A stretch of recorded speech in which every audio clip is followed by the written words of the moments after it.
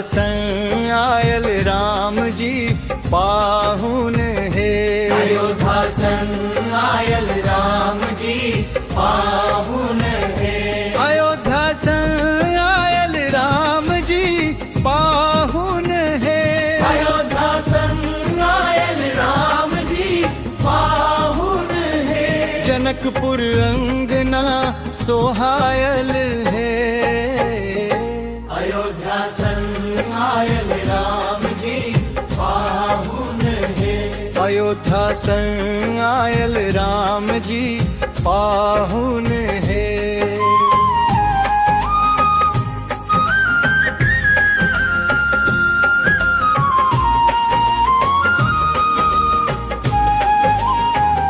सिया जी बैसल छथि मड़वा भीतर, नयन झुको ने लजायल है।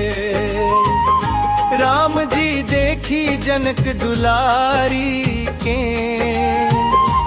मन ही मन मुस्कायल है।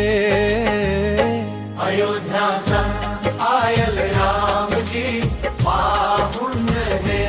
अयोध्या संग आयल राम जी पाहुन है।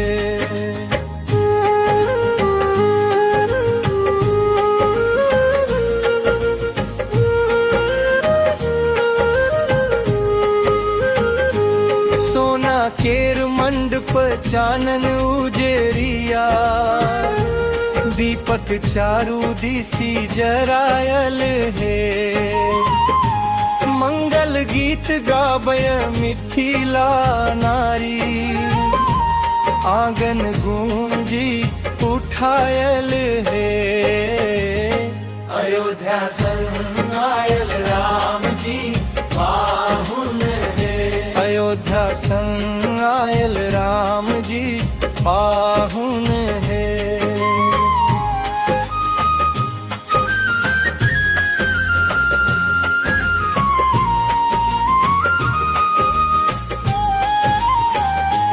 माई सुने ना अखिया भरी देखती, हृदय बहुत भर मायल है।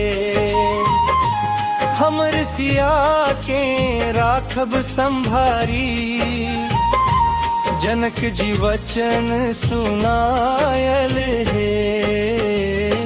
अयोध्या संग आयल राम जी पाहुन है। अयोध्या संग आयल राम जी पाहुन है।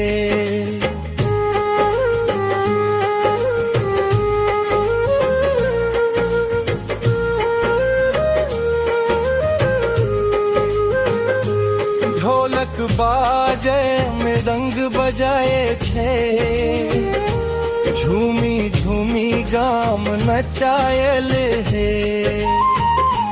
जैसी आराम गूंजय चहु दिसी, मिथिला भाग जगायल है। अयोध्या संग आयल राम जी पाहुन है। जनकपुर अंगना सोहायल है। पाहुन राम छथि मिथिला गौरव, प्रेमक दीप जरायल है। सीतारामक पावन जोड़ी, युग युग धरि गायल है। अयोध्या संग आयल राम जी पाहुन है। अयोध्या संग आयल राम जी पाहुन है।